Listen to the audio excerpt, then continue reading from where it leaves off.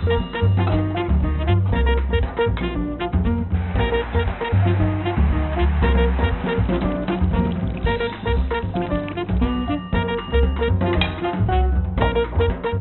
this week's edition of Chopping It Up with Buck, we're leaving the gridiron and going to the hardwood. We've got my man George Lynch, one of the all-time legends at the University of North Carolina, 12-year player in the league, played in some really fascinating places. The Lakers, played with AI in Philly. So we just got some real good conversation with George and his life and all the things that he's been able to do over the course of his career. George, how you doing today, man?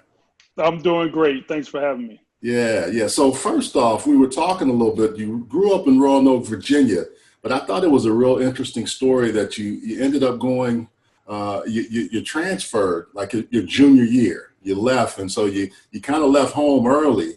And when most guys are getting ready for their senior year, you're going off and you're going to play basketball. Tell us a little bit about that story and how that helped you when you got to North Carolina be a little bit more mature. Well, Stu Vetter was the high school coach at Flint Hill Prep in Northern Virginia. And he was the originator of kids going away to pursue basketball. I was at a large public school in my hometown, Roanoke, Virginia, and I wanted to focus a little bit more on my academics. When I was at Patrick Henry my junior year, we won the state championship. A lot of the guys that I was playing with in Roanoke, Virginia were a year ahead of me and went on to college. And I thought it was a great time for me to go. I left right after the state championship, probably right around second semester of high school, and went up to Northern Virginia and finished my junior year playing at Flint Hill Prep. Stu Vetter had some great players there. Dennis Scott came through there. Okay. Ronnie Thompson, a lot of good players that came out of that program. Randolph Childress was a teammate of mine. And we were, it was Oak Hill Academy and Flint Hill Prep, the two schools, private schools that's kind of competing for that national ranking. And, there was, a couple schools, Elizabeth City, Bobby Hurley school up there in New Jersey was also, and now there's prep schools everywhere. So going away, it prepared me for my freshman year at North Carolina. We kind of ran the same system, that Dean Smith ran at North Carolina. So it was an easy transition for me, making that adjustment from high school to college. Even if I take you even further back, it's interesting when you read about yourself, you were born premature. There was some thought, you were really sick as a young child, but your mantra had always been hard work. I think that was the one thing that everything I read about you and everything that I can remember watching you, even defensive guy, all the dirty work, but you were a scorer at North Carolina. When you got to the league, that changed. Who were the biggest influences on you growing up? Your mom and dad, I know, they separated, but your stepdad and your dad played a role. Coach, who was the big influence on you growing up to kind of give you that hard work that you're known for? It's funny. My stepfather kind of introduced me to basketball. I was probably a better football player coming out of Virginia than I was basketball wise. But, I came home one day, I probably was 13, 14 years old, back in the day when we came up, we played in the parks with older guys. Yeah, everything. These kids play AAU now.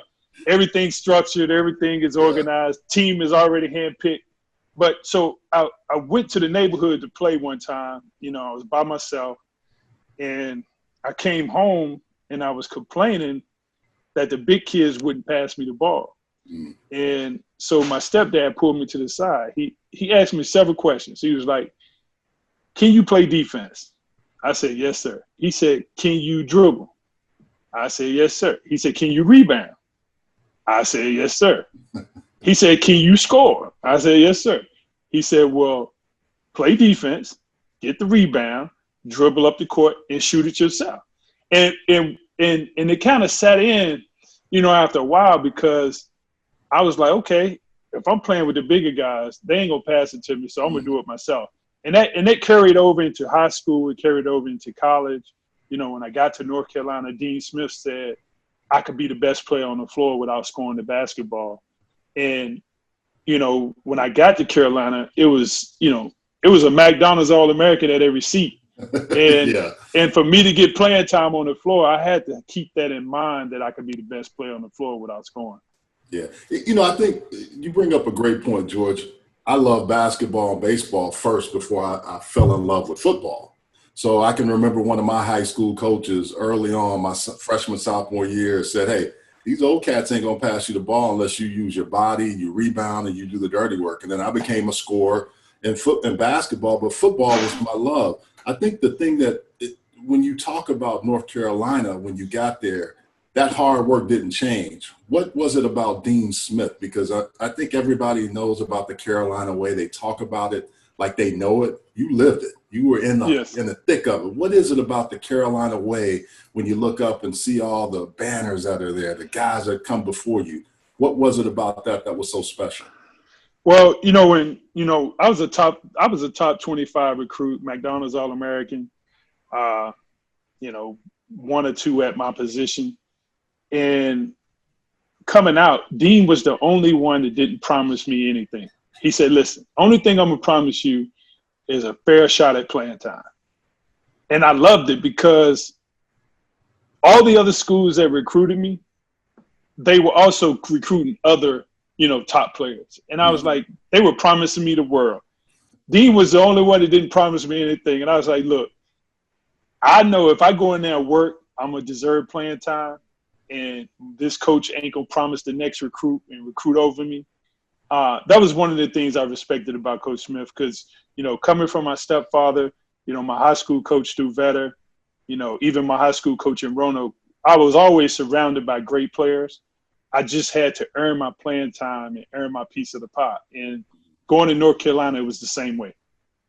Yeah. I think you mentioned, too, Duke was the team when you first got to school that was really doing well. I think did you guys lose to Duke those first 2 years for the ACC championship? My first year, we beat them. My second and third year, my sophomore and junior year, they won back-to-back titles. Yeah. I think the year we had Rick Fox, probably my sophomore year, we beat them, but we lost to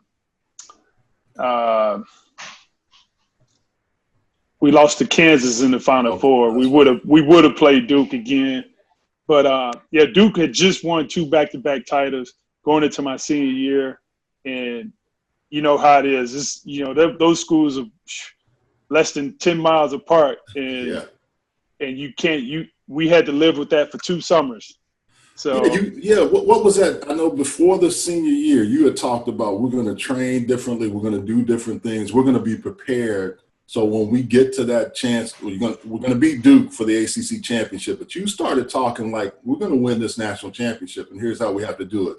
Tell us how that came about and what started that in you. Well, of course, you go to Carolina because it's in the ACC. Mm-hmm. You got cross-time rivalry, Duke, NC State, Virginia, tough conference. And, my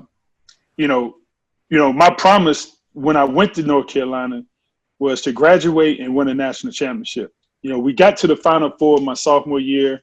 Unfortunately, we lost to Kansas. Kansas was a great team. Roy Williams, did a great job coaching them.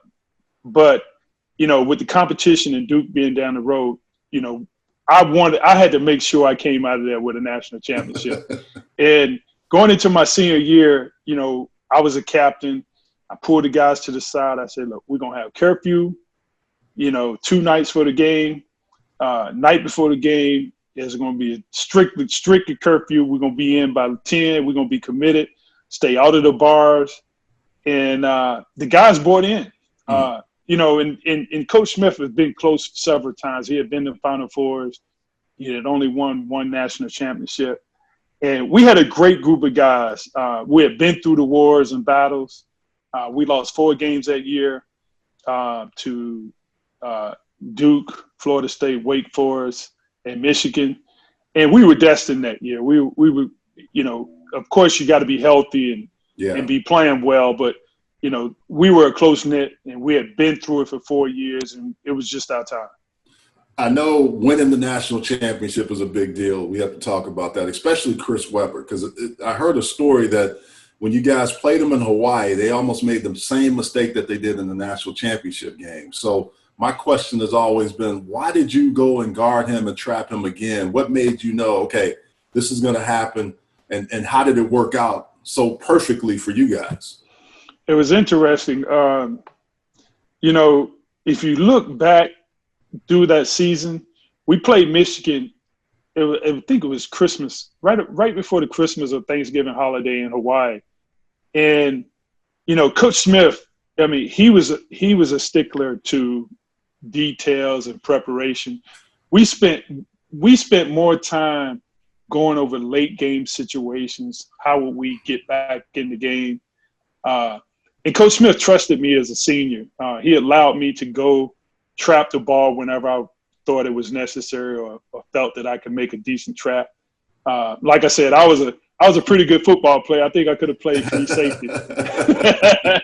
but you know, when we played them in Hawaii that year, Chris Webber always wanted to bring the ball up the floor, and he was not my assignment. I was supposed to guard Juwan Howard the entire game, but every once in a while, Jalen Rhodes, their primary ball handler, would take the ball out. And this was back in, November, December. And I told Derek Phelps, I said, look, D, anytime Jalen take it out, you and I just going to run a two-man press.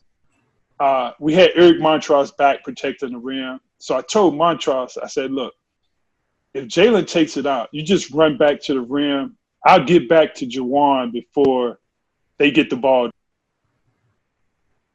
half court. And, you know, they took it out. They were burning timeouts just because they weren't prepared for a press offense. Yeah. You know, several months later, same thing happened in the championship game. Derek and I just run a two-man press. You know, he travels, he runs it up the sideline, and we prepare in practice. Anytime we use the sideline as an extra defender. Yeah. You know, sideline, half-court line once you come across. If you close to that line, best believe Carolina is going to trap you. Yeah, exactly. And it worked to our favor that year. Yeah. Well, George, we're going to take a quick break. We're chopping it up with Buck. We'll be right back in a minute.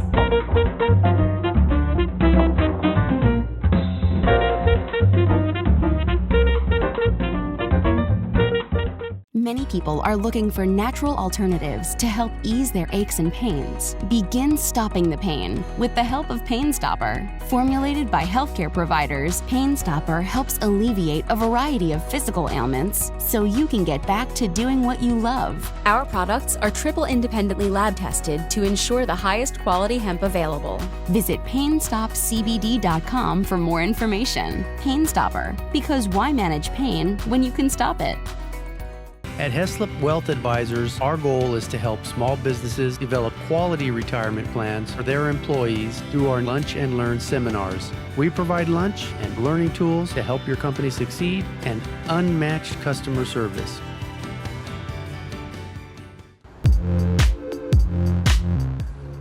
All right, we're back we're chopping it up with Buck with George Lynch, talking about those old UNC days. And you talked about winning the national championship, which I think was outstanding. And, you know, for Dean, I know it was special for you. He always, it seems like everything I've read about him and your relationship was pretty close. He looked at you as a guy that he could always go to, and that hard work keeps seeming to come up, and got emotional and talking about you at different events. But what was the coolest thing about winning the championship? Winning the game, presenting the jersey to Bill Clinton, the things that Dean Smith, you know, all just give us an idea of what that felt like that year. Well, it was a memorable season. You know, like I said, Duke had just came off of winning back-to-back titles. You know, we were the stepchild at that time. Coach K and the team, his early '90 teams were reigning in North Carolina. You know, the whole state of North Carolina want you to win and come out victorious. So there's a lot of pressure on a student athlete in Chapel Hill if you play men's basketball. But just the way everything, you know, you had Charlie Ward, the great Florida State team, being able to overcome that. You know, Wake Forest had Rodney Rogers and Randolph Childress. That was a battle in the ACC. And then, of course, going into Cameron and trying to win, them coming back to us, that rivalry has always been legendary. But the way the season fell into place, there was talk about Coach Smith couldn't win the big one. Mm-hmm. And it was, he never talked about winning. He always wanted to make sure that we were growing as men. Mm-hmm. He always tried to deflect the pressure off his teams because he knew the media attention that he brought to himself, and the pressure of wearing the brand North Carolina was a lot of pressure in itself. And he did his best to deflect that from us as players. But, the Florida State game, the things that he would say to us, there's 1 billion people in China that's not even watching this game, so don't put pressure on yourself. We came back from 20-something down in that game in the second half. Going into the ACC tournament where we were favored to win, Derek Phelps gets hurt in the semifinals against Virginia. We lose the championship game, and us having a team meeting right after that game and said that's our last loss. Mm-hmm. Going through the NCAA tournament, Arkansas, Cincinnati, the double overtime games. Then the rematch against Kansas in the Final Four, and then playing a talented team like Michigan, who was, everybody thought would win it. And, just being able to go, right under the radar throughout. Well, I wouldn't say we were riding under the radar because people did kind of take you for granted that year. Yes. With all the other big time teams that were kind of talked about. I remember that, especially the Michigan. Yeah. Yeah, true.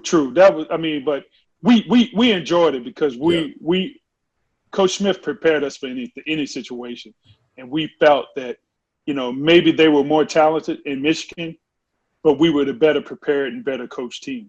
Yeah.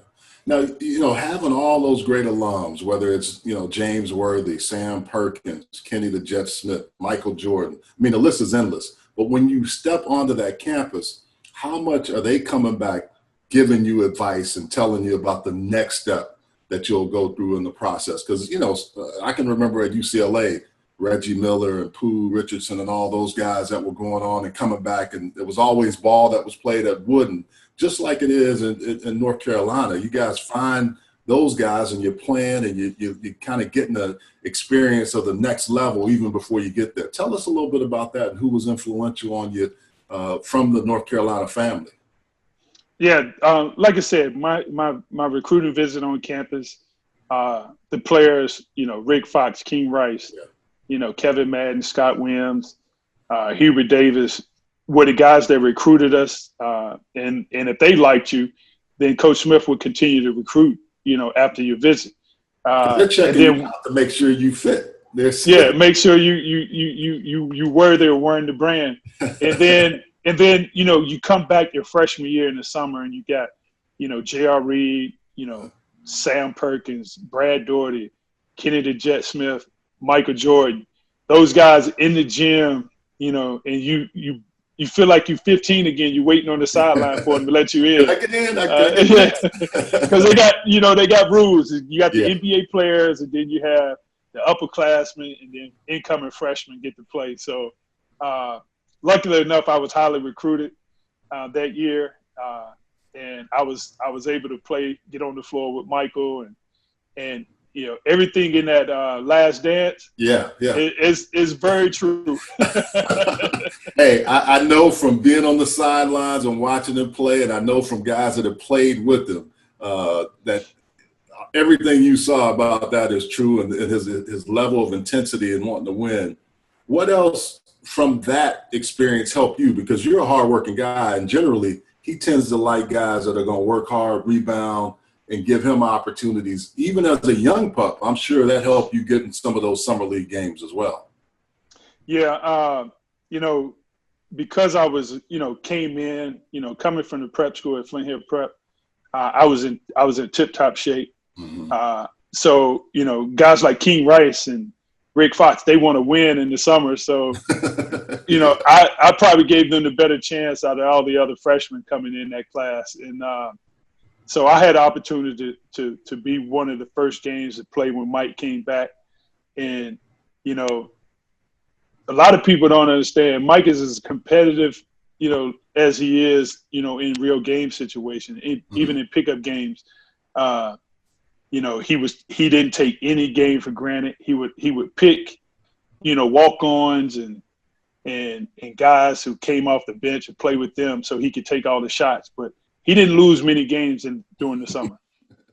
So after all that, after that North Carolina career, you're the 12th player pick going out to the Lakers. Tell us about that. I went to school in L.A., so I'm a big fan. For those folks that don't know or never been out to L.A., you get to go to the brand, the Los Angeles Lakers. Tell us how that felt coming out of college. You know, I thought that, you know, it didn't get any better, you know, than Chapel Hill. But going out to L.A., it was a storied franchise. You know, L.A. in itself is an experience. And, you know, coming from a small town, Roanoke, Virginia, you know, a little college town like Chapel Hill, going out to L.A., you know, going to the West Coast, that was an experience in itself. So, but L.A. was, you know, you had to stay focused. You know, we were going through a transition year those first 3 years. You know, had 3 different coaches. Magic came out of retirement. Magic coached us. And just being a part of that whole experience, you really got to see what that level and what that limelight was like, being in L.A., playing alongside Magic Johnson. You know, James Worthy was there, thank God, because he was kind of I was his rookie, so he took me under his wing and made sure, you know, I got to practice on time, made sure I went to the right clubs and didn't get in any trouble. Hey, you know, the thing about James Worthy I always love, I don't think people ever gave him credit for how quick his first step was. If you're guarding him as a forward like you would, how quick and how when he was young and that long, I mean, he would just do work on you. It was hard to defend him. I'm sure he taught you some things being his rookie, as you said. Yeah, he you know, his drop step, being very meticulous to the fundamentals of it, you know, taking advantage of the guys, you know, leaning to one side, going the other way. And like you said, he was long, he had big hands, he could put the ball away from defenders so they couldn't get to it. But you know, that group of players, you know, the work ethic that they put in, even as late in their careers, to watch them prepare mentally and the 82 game approach that they took was something to see from a rookie. Yeah. Now you get out there, you play there a few years, and then I think you were traded for Shaq and then eventually Kobe, I think it was, or maybe at the same time. So you went to the Vancouver Grizzlies, and then ultimately you land in Philly with AI and Larry Brown. I mean, I'm always fascinated that a guy could be 5'10" or whatever he is, and, you know, 190 pounds. But I've heard you say, and I've heard this before from Reggie Langhorne, who I played with, that AI could have played football, he could have played basketball, he could have played, you know, ran track. He was just that athletic as a guy his size. And you were the defenders on that team with Mutombo and Theo Ratliff. Y'all had a nice cohesive bunch when you finally got to Philly. Yeah, you know, that whole process, the way Coach Brown built that team, he knew that only certain players could play with Allen Iverson. Guys had to be selfless, not worry about shots, because Allen's had some talented players around him in the years before, but didn't have as much success. But that team with myself, Aaron McKee, Eric Snow, you know, Theo, and then Mutombo came in, Tyrone Hill. We were all guys that probably other organizations didn't look at highly. And but we all were selfless. We were in it for the team. We were in it for the organization. You know, we respected each other for what we brought to the game, and we were out to prove that we were the best team in the East. And you know, unfortunately, when we got to the finals against LA, everybody was, you know, had injuries that we couldn't overcome. But it was a great run. You know, even leading up to it, having to get through the paces. You know, going to 7 games with Toronto, it was a memorable year in 2001. Yeah, and George, it's interesting when you talk about being in the NBA for 12 years. I don't think people realize, as you're getting older in your career, you're starting to get injuries, but you still are there. You're still showing up every day. You didn't miss any games at North Carolina, and you didn't miss many in the league. That part of hard work, what was it that kept you on the court, kept you able to do it? I know it goes back to your stepdad, but still, how were you able to do that consistently? It was the love and respect for the game. And then you had, that Sixers team, we had a good franchise player in Allen Iverson. He did not want to miss a game. I mean, he would have played hurt. He would have played sick. And very few franchise players today do that. Guys taking off for, rest, time, body management, whatever they call it. Load management. Man. We would have never thought of something like that. But, that's where the game is. The contracts are big. And we're just, they're just trying to, manage manage, how do you say? I can't even make an excuse for them nowadays. But, I guess it is, it's about winning championships and just trying to load management, I guess that's what they call it. Well, being a coach, I mean, we'll talk about your coaching career, but you saw it up close and personal, Allen's relationship with Larry Brown. And Larry is a tough guy to sometimes play for. Do you have any regrets, or was there ever any time where you thought, man, if these two could see eye to eye, this could really help us? Because you're right. I don't know of anybody that played as hard as Allen Iverson on the hardwood at his size and always showing up every single night. You know what? They really never. They would have their blow ups, but it was over. Coach, why are you taking me out? Allen could play 48 minutes and then play the next 2 overtimes and still complain about Coach Brown taking him out. Those were some of the issues that he had. It really wasn't, they talk about practice. That one scene was one time in practice where, the media was asking him questions, and he had just lost a good friend back in Virginia, and he didn't want to talk about practice. He really didn't want to be in front of the camera. And, someone asked him about practice or something. He's like, that's where that came about. It wasn't – he was always there in practice, but when you play as many games, as small as he was, and as hard as he played, late in the season, guys don't practice anyway. Yeah, it's like football. You just walking through and going over. Yeah. Well, we're going to take a short break, and we'll be right back with George Lynch on Chopping It Up with Buck. Many people are looking for natural alternatives to help ease their aches and pains. Begin stopping the pain with the help of Pain Stopper. Formulated by healthcare providers, Pain Stopper helps alleviate a variety of physical ailments so you can get back to doing what you love. Our products are triple independently lab tested to ensure the highest quality hemp available. Visit PainStopCBD.com for more information. Pain Stopper, because why manage pain when you can stop it? How you guys doing? It's Artavis Scott here. Live it, Thin Energy. The reason why I like Thin Energy is because I need to be at my peak performance no matter what I do. Big sports drink for me, keep it going, keeping myself up. It gets me on top of my game, extra boost that I need to keep it going in the fourth quarter. Working out, definitely a good drink for you to have. All the good nutrition that you need inside of it. Passion fruit, it's my favorite one. It's not just for professional athletes, it's for everyone. And I definitely can say it definitely works in the office or in the weight room, wherever you may be. You can go to thinenergy.com, tell them I sent you, and get you a drink. Thin Energy, the healthy alternative. Drink it, live it. See, when I got something like that, I can just go. No sugar, no crash. Thin Energy.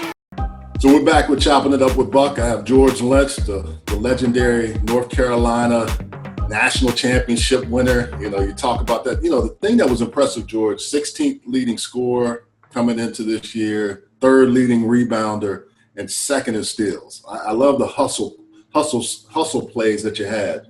So if you talk about that as you transition, what made you want to get into coaching? Because, you know, a lot of times when you play the game that long, sometimes you want to take a step away.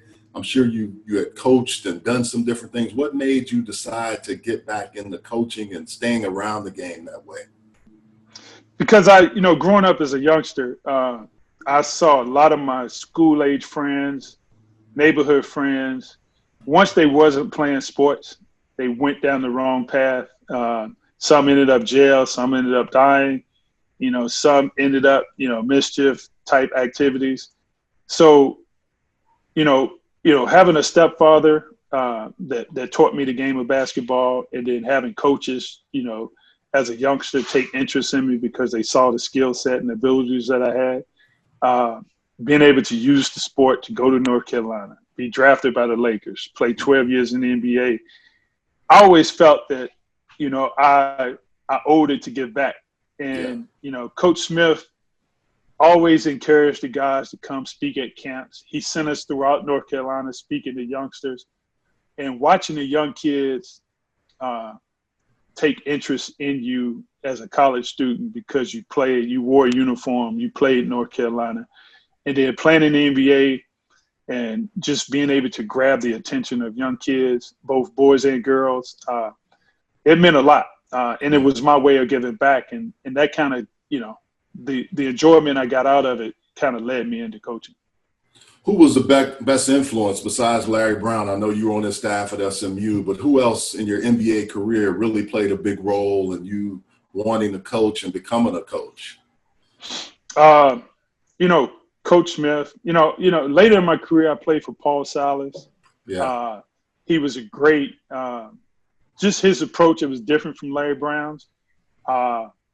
He was actually a player and a coach. So he was great at dealing with older players. I think guys. Younger players. I heard guys didn't mess with Paul Silas, man. I've always heard that if he's like Bob Gibson in baseball. If you're going to throw hands, don't throw it with Silas, no matter what age he was. He is no joke. Yeah, you definitely want him on your sideline if you.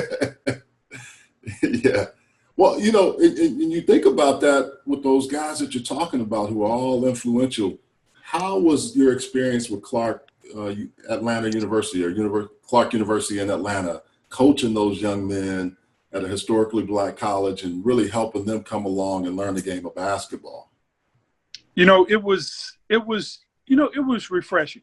Going to a PWI in North Carolina, getting my first coaching experience at UC Irvine in Newport, and then going to SMU, where they don't play in a big conference, but they got donors who can write checks and make sure the basketball program going in the right trajectory, and then going to an HBCU where they gave me my first opportunity to be a head coach. Otherwise, I probably would never have that on my resume. And seeing the guys who really play the game for the love of it, because a lot of those guys, only had 7 scholarships. And 2 of my scholarship players were sitting out because of the way they transferred in. You try to secure them because they showing potential. So I'm playing with 5 scholarships, and you got 13 players. The travel is, you're riding a bus 12, 16 hours. From Atlanta to Central Ohio. So you really, you don't have any of the luxuries that the PWIs have.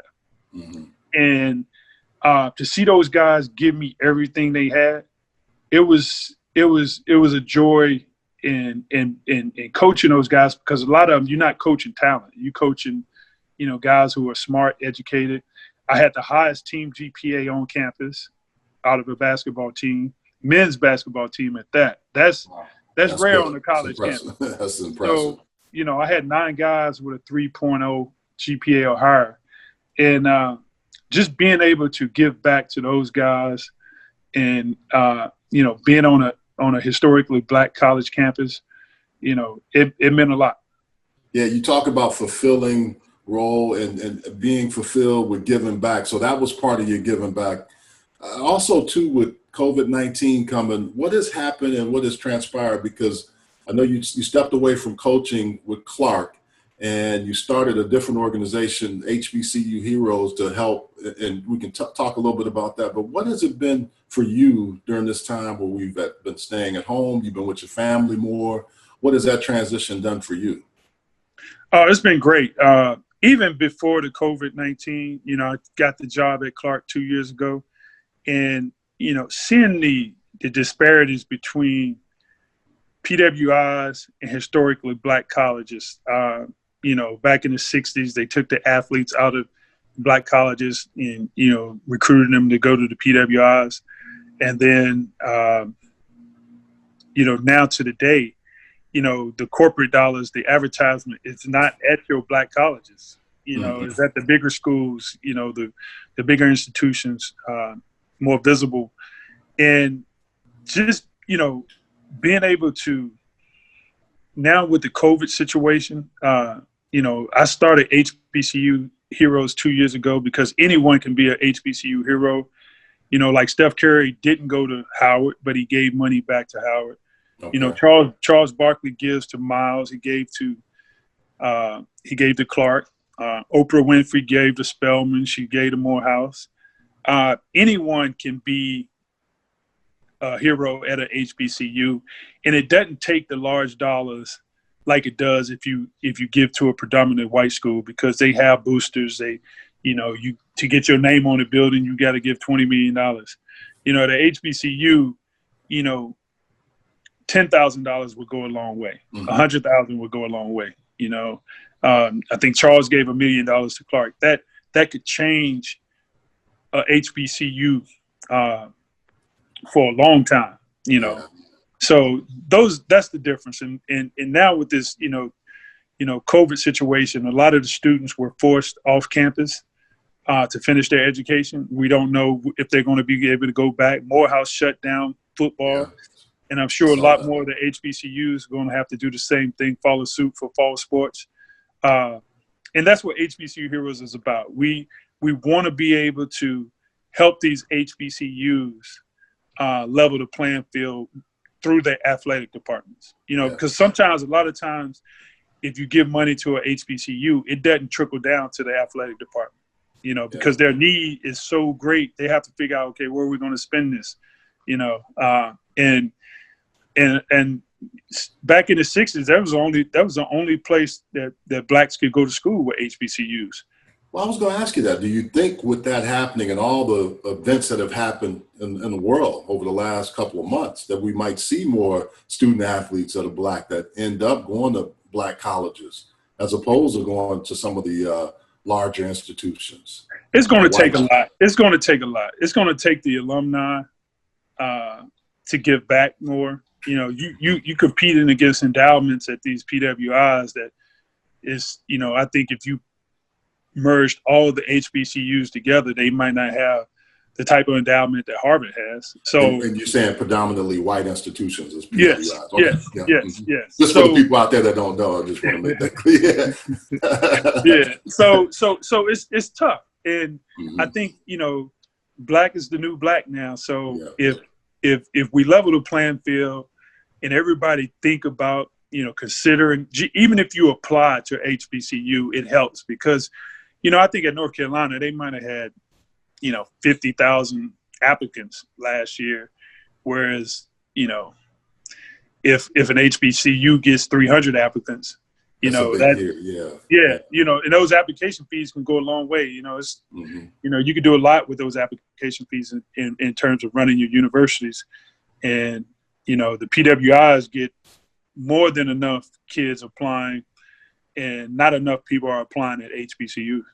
Yeah, and you have young kids as well. And the one thing that you just mentioned, too, is with black being the new black. What was it like, or what has it been like in having those conversations in your family and with others? Being from Virginia, I'm from Texas. We've seen some of that systemic racism that we know now coming to the forefront.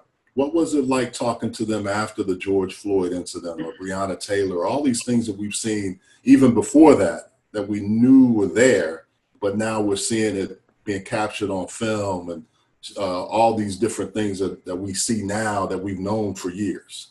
Well, I have an older son who's 22, graduated at SMU. So I had to have that talk with him 5 years ago. Yeah. You know, so, you know, and then by him, you know, being brought up in a certain neighborhood in Dallas, you know, probably the only black kid in that neighborhood, you know, he's going to be seen and could possibly get pulled over. And I had to have that conversation with him years ago. Yeah. And I now have a daughter and a younger son who's 14. He's not driving yet, thankfully. But, you know, after the George Floyd, you have to have a conversation with them. And it's constantly, you know, as a black parent, as a black father, you have to have that conversation with your kids on how they should, you know, carry themselves if they're pulled over. Yeah. And I think, George, the one thing, too, that I keep emphasizing, I have a 27-year-old son and a 21-year-old daughter. And even your daughters, you know, we used to think, hey, they won't – you got to have that conversation with both because you're just so concerned with them just making it home. You know, that's exactly. Key. You know, this HBC Heroes, I think, is just special because I call the Bayou Classic for the last 3 years, the game between Southern and Grambling. And I agree with you. I love the bands. I love everything. I love the culture. But I think you're right. With the social distance learning that these young men and women as student athletes have to pick up, your company has stepped in now to say this is where we want to give out. I think the number was 6,000 computers or 6,000 iPads to help them out. So we really want to help you. I mean, I think we're going to make sure that people know how to get in touch with HBCU Heroes and understand what the platform is so they can help out. Because I think I agree with you. You got kids now that are at home that some of them don't even have Wi-Fi to get into the distance learning applications to even be able to do the schoolwork. Yes, and we've donated computers to Florida Memorial, Clark Atlanta, Morehouse, North Carolina A&T, Paul Quinn College in Dallas. Okay. I'm missing a few. Jackson State, and there's plenty more schools, HBCU college students that need computers. And like you said, the technical divide is also has to do with that economics because you know a lot of college students go home and now they got to share a computer with 3 siblings. Yeah. And you're trying to get a Wi-Fi. So, you know, I had a call with one athletic director. Their student was doing their work in a Starbucks parking lot. Yeah. I was getting ready to say they have to go somewhere. Yeah. And then, you know, the security ran him off. So now he can't, get his assignments turned in at all. And hopefully, you know, we'll find a cure for this and we can get students back into school in the fall. Because a lot of the students at HBCUs do their homework and get their papers done at the labs on campus. They don't have the devices in their rooms, to be able to finish their schoolwork on their own time. Well, we really appreciate what you're doing there. The other thing is the ACC commissioner kind of stepping away. You kind of doing some things. Would you be interested in running for the commissioner of the ACC at all? I got to take baby steps. I need to be an athletic director first. Yeah. But I know Mr. Swarford. He was at Carolina when I was there in the 90s, and then he took over as ACC commissioner. Great guy. Did some great things with the ACC. And, you know, the other opportunity that HBCUs have is esports. We're working on, esports competition with Southern, Hampton, Virginia Union, Langston. I said Southern, Langston, Fayetteville State. We're working on. It's going to be a 6-team tournament this weekend, July the 3rd. You can follow us on Twitch. It's going to be HBC Heroes. It's to engage the students while they're virtual learning. And this is an opportunity for a lot of the HBCUs to make revenue through the esports and in the gaming devices. I think JC Smith has a curriculum. A few other schools are building, $1 million facilities because that's the PWIs took the more talented athletes. They also going to take the smarter, brighter students in the STEM curriculum because they have facilities. Ohio State has a gaming. They give gaming scholarships. SMU has a program. Georgia State has a program. A lot of these PWIs are already into gaming, and our HBCUs have to get on board with this because this is the next big thing and next big opportunity for our HBCUs. Yeah, I'm glad you brought that up because it's interesting. This esports is just, it has grown. And with COVID now, early on before sports started back, you saw a lot of that. And they're giving scholarships and opportunities for kids. I think you're right. I think you're really on to something here with the whole part of that as opposed, and also helping from a budgetary standpoint. I think that's going to be really key. And you've seen that up close and personal. But what's next for you? You talk about athletic director. In order for more Black coaches to be hired or more people in administration, we need more athletic directors and folks in those positions. Is that something that you're looking at or something you're interested in down the road? I enjoy the coaching part, being on the floor with the guys, the team camaraderie, competition. So I would like to stay in that field, be around the game, whether it's at the NBA level or the college level. I'm talking to a few college coaches that might have something, but no one knows until this COVID thing is over.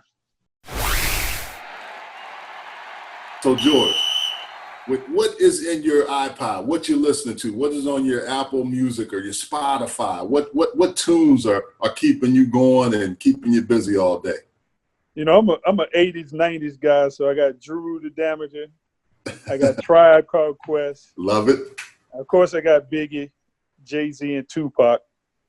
And if I go, I listen to John Legend a little bit also. Oh yeah, all the time, Fife. You're on point, Tip. Yeah, I love it. So you got down to the 20. We're in the scoring zone.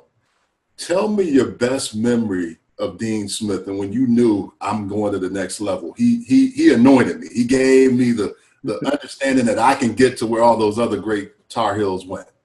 Hey, it's plenty of stories. I give you one. We in practice, we about to play Kentucky 2 days before, or we get into town, Louisville, early. We're about to play Kentucky. You got Billy Packer, Dick Vitale, and Nance, I think, on the sideline. And, of course, now, if you ever been to a Carolina practice, unless you family, you are nowhere near the court. You at the top of the Smith Center.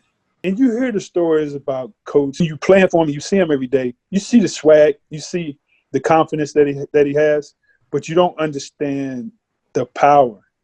We in practice, and this is just it's normally the day for the game is more like a walkthrough shoot around, but because Coach Smith is so detail oriented, and no one talks in his practice, so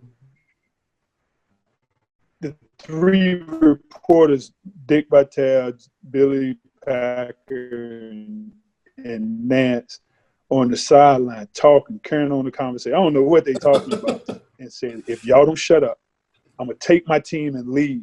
And he ain't talking about lead. He not talking about lead practice. He talking about not playing the game. Wow. And we were standing, we couldn't believe it. We was like, whoa. It was one of those whoa moments like P. Diddy. Hey. So I was like, man.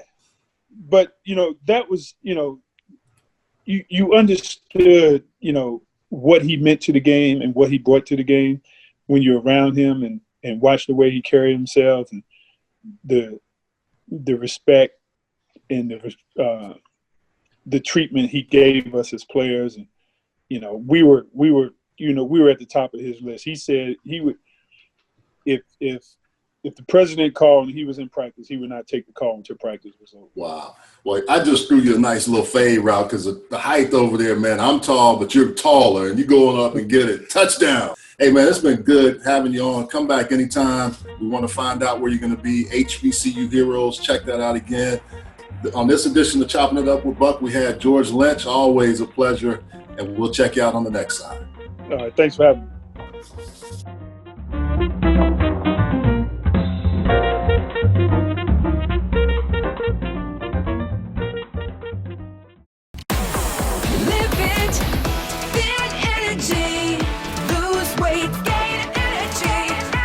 Mike Gardner, founder of Thin Energy, the wellness energy that delivers each and every time. In 6 weeks that I've been taking Thin Energy, I feel fantastic. I lost 7 pounds in the first week. You just squeeze it in, you take a shot, and you're done. Get your drinks, get you hype, get you ready. I feel great. Jump on, try Thin Energy. Drink it, live it. Many people are looking for natural alternatives to help ease their aches and pains. Begin stopping the pain with the help of Pain Stopper. Formulated by healthcare providers, Pain Stopper helps alleviate a variety of physical ailments so you can get back to doing what you love. Our products are triple independently lab tested to ensure the highest quality hemp available. Visit PainStopCBD.com for more information. Pain Stopper, because why manage pain when you can stop it? At Heslop Wealth Advisors, our goal is to help small businesses develop quality retirement plans for their employees through our Lunch and Learn seminars. We provide lunch and learning tools to help your company succeed and unmatched customer service.